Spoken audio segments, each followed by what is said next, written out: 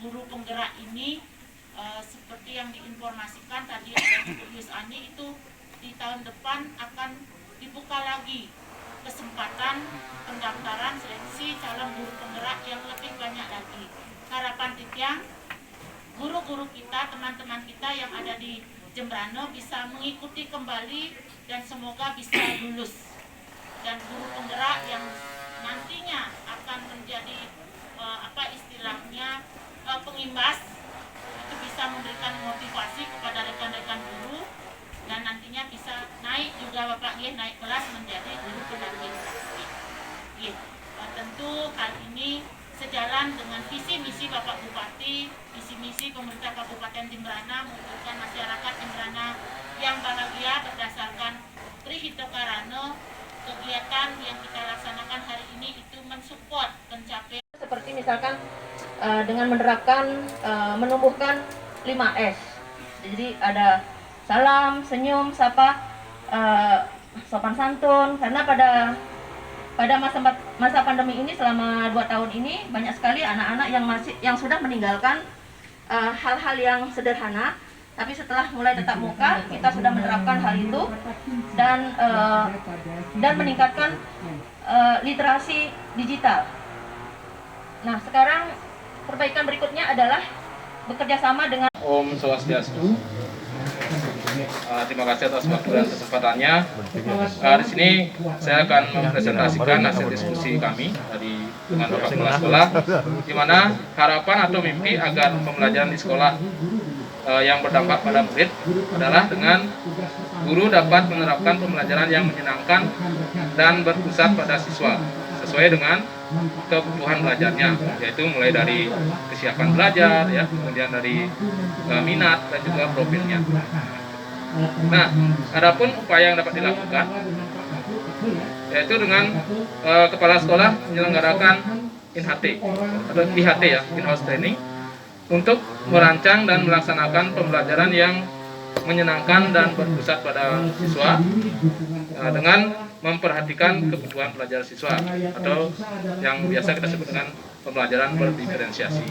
Jadi tentu kegiatan ini sangat penting dilakukan untuk memberikan pemahaman kepada guru untuk melaksanakan pembelajaran yang berdiferensiasi.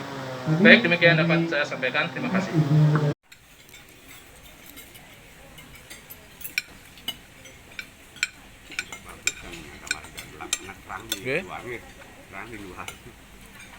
Sulap jadi ya, Pak. Ini membuat kesepakatan bersama dalam pembelajaran yang yang terakhir ditandatangani oleh semua peserta didik. Kemudian warga sekolah menerapkan disiplin positif dengan 5S secara kontinu dan berkesinambungan.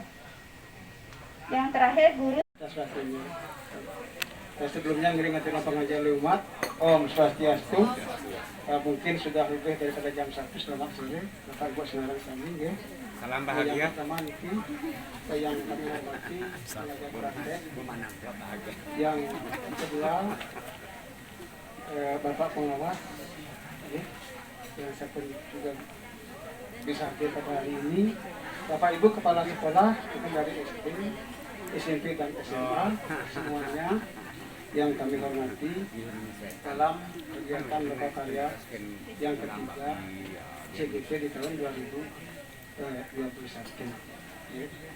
Yang pertama yang sampurna banget, tentukan baru pertama kali yang mengikuti kegiatan ini karena Bapak Wayan Wardiko dulu dia mengajar di SD 6 di Hembang dan dipindahkan ke Satuan Pendidikan SD Negeri 3 tahun. Kenapa yang tadi telah disampaikan oleh pengajar praktek yang terkait dengan kegiatan CGPNT yang baru pertama kali mengikuti kegiatan ini sangat mendukung sekali, kegiatannya sangat bagus dan kami juga kemarin pada waktu berkenalan dengan teman-teman di SD 3 Balok, kami dapat calon guru penggerak yang sangat berbangga dan berbahagia sekali sehingga guru-guru kami nanti ke depannya bisa seperti apa yang dilakukan oleh Pak Wayan. Nah, seperti itu. Nah, lantas yang kedua, kalau bisa nanti kelanjutannya nanti, karena ini sebelumnya Kabupaten Jemberana, dia tidak pelaksanaannya terus di ujung timur. Nah, kami dari barat, maafkan saja. Kemarin jam berapa berangkat Pak Yan? Jam 6 Pak Yan. Akhirnya jam 5 sudah bangun. Nah, kalau bisa kan di tengah-tengah. Nah, itu saja yang bisa kami sampaikan. Terima kasih. Terima kasih Bapak atas masukannya. Kompetensi dengan pembelajaran dengan model STEM. Nah, ini Bapak Ibu. Ingat, itu yang harus dilakukan. Seperti misalnya, yang dapatkan tambahkan kesimpulan ini Bapak Ibu, di dalam pembelajaran berdiferensiasi, Bapak Ibu jangan lupa, karena Bapak Ibu nanti akan masuk di loka karya 4. Di dalam loka karya 4, Bapak Ibu akan sudah menampilkan karya RPP berdiferensiasi dan juga akan mempraktikkan RPP diferensiasi. Nah, di sanalah betul aksi nyata daripada sebenarnya pembelajaran program guru penggerak Bapak Ibu. Di sana kata kuncinya. Nah, maka di dalam pembelajaran diferensiasi Bapak Ibu memang harus inovatif, kreatif, karena kita tahu bahwa perbedaan karakter peserta didik. Ada yang suka ngomong Bapak Ibu, seperti Tiang Niki suka ngomong Bapak Ibu. Pasti kalau Tiang Niko di dalam kegiatan belajar, Tiang mendap Bapak Ibu nyanan diganti diskusi yang banyak tak bicara. Artinya saya sadar bahwa saya sukanya adalah justru tidak menulis, tapi saya akan menyampaikan presentasi Bapak Ibu. Nah, itu misalnya, maka Bapak Ibu di dalam pembelajaran, ruang-ruang kreativiti, di dalam pembelajaran saintifik yang kita kenal dengan 4C, di ruang kreativiti itu Bapak Ibu harus bisa memberikan ruang bagi anak yang memiliki karakter yang berbeda. Termasuk juga Bapak Ibu di dalam pembelajaran dengan materi-materi yang Bapak Ibu sajikan, kalau bisa juga dengan model yang berbeda.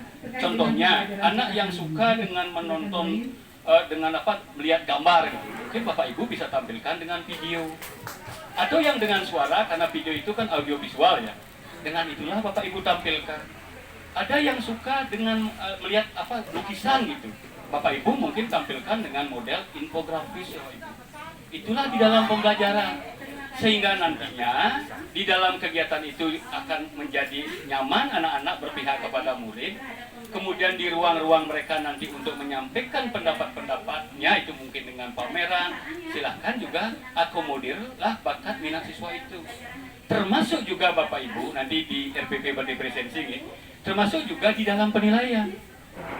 Jangan penilaiannya masih ABCD Bapak Ibu alat evaluasinya, tapi Bapak Ibu harus berikan ruang.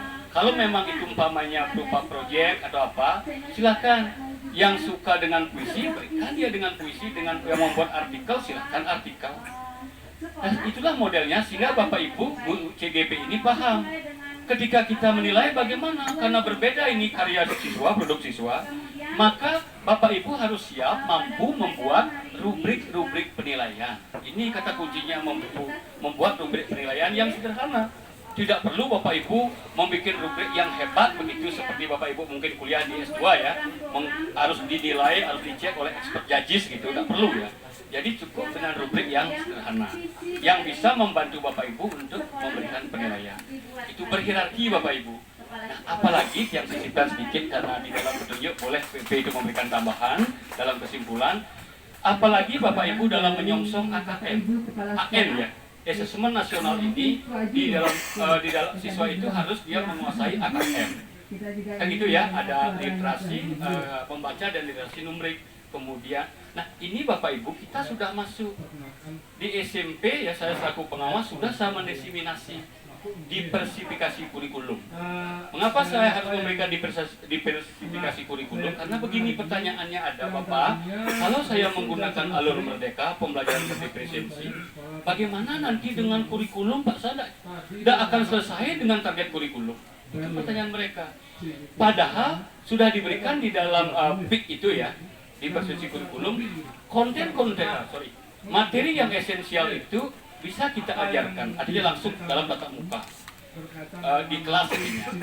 Tetapi bagi materi yang menjadi syarat, Bapak Ibu boleh memberikan dengan cara co-kurikuler. Menjadi penugasan di sekolah hanya dikuatkan. Sehingga kita tidak akan kehabisan waktu pada materi-materi yang memang esensial. Itu Bapak Ibu. Itu sudah ada di persepsi kurikulum. Mudah-mudahan di pengawas SD kita sudah masuk seperti itu informasinya. Gitu, okay. Jadi Pak Kapiten sering mengatakan mana yang esensial, itu yang dimaksudkan Bapak Ibu. Itu sehingga itulah yang dipertajam sehingga waktu kita tidak habis. Karena guru adalah menjadi kurikulum.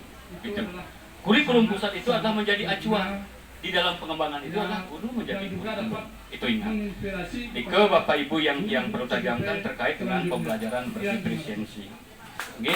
Jadi demikian Bapak Ibu. Kalau memang tidak pas Bapak Ibu tolong nanti diklarifikasi. Jadi kata apa yang saya baca seperti itu. Mungkin ada yang tidak pas nanti mohon berikan masukan. Kita masih ada ruang, mungkin di ruang kolaborasi, di ruang-ruang yang lain Bapak Ibu.